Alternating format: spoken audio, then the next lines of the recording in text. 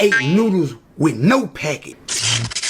Significance of this attack, I mean, some of these are being intercepted and some of them are clearly striking targets in the area. You know, this after the idea that had been projected. Bitch, you're talking too slow. Let's go.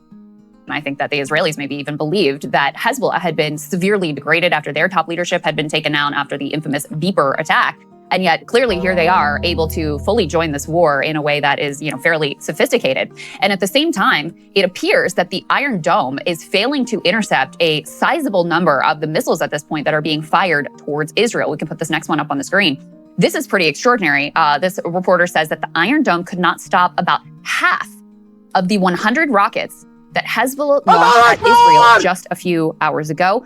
We can also put E3 up on the screen. Haaretz has some reporting about the quote-unquote hole in Israel's early warning system, and its missile defense batteries are at risk as well. And so basically what this article lays out in detail is that when you have these missile defense systems, they also have to be protected. And so that has created tremendous vulnerability. And obviously, Sagar, it has been a strategy of Iran to target these defense systems, and they've been pretty effective, at least at our batteries in the region, in effectuating that target. That's why we had to pull the THAAD battery system from South Korea and bring it over, because some of the damage that had been incurred. And so their strategy was to take out those capabilities or degrade those capabilities early. This nigga's drinking a fucking Diet Coke while there's a fucking war going on.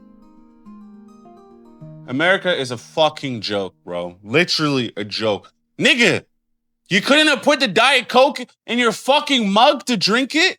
You had to drink, bro.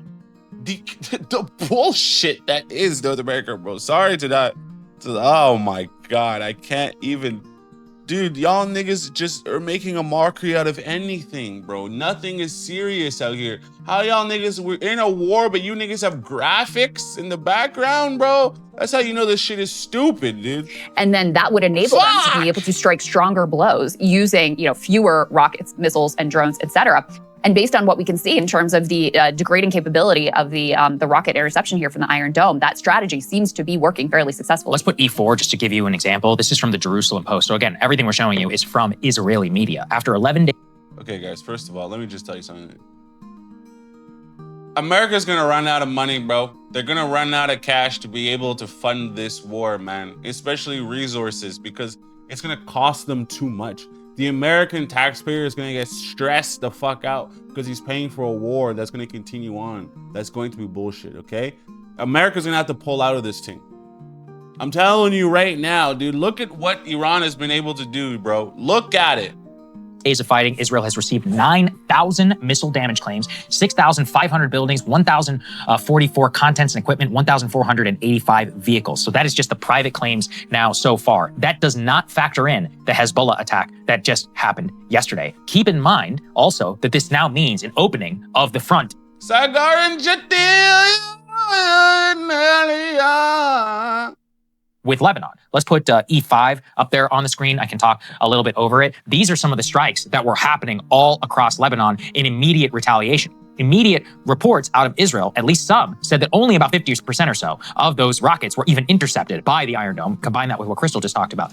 Bro, the reason why most of this stuff, first of all, they turned off the internet over there, bro, so that y'all niggas can't see what the fuck's going on, okay? So your niggas from over there can't be on Twitter being like, oh my God, we're fucking taking hits all over the fucking face, fam.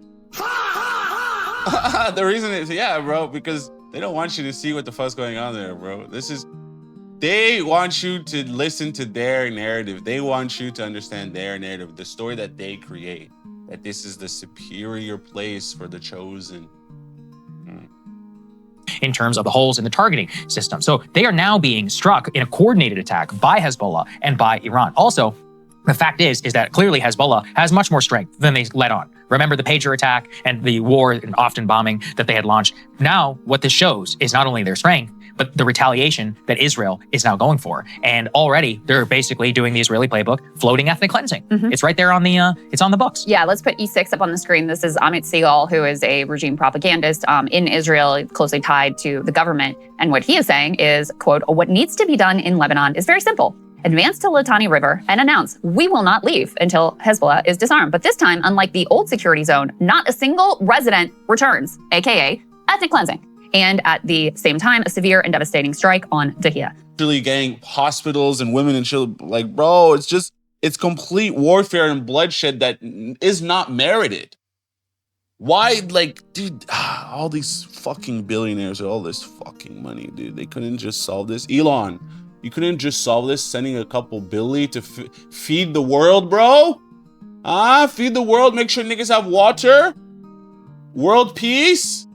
God gave us the world and gave us peace. We as men created war. This is one of those things where it just makes you reflect on the situation that's going on in the world. And you just sort of, you look at it and you say to yourself, how did we get to this point? The war of World War III is not a war for attrition. It's not a war for resources. It's not a war for money or power.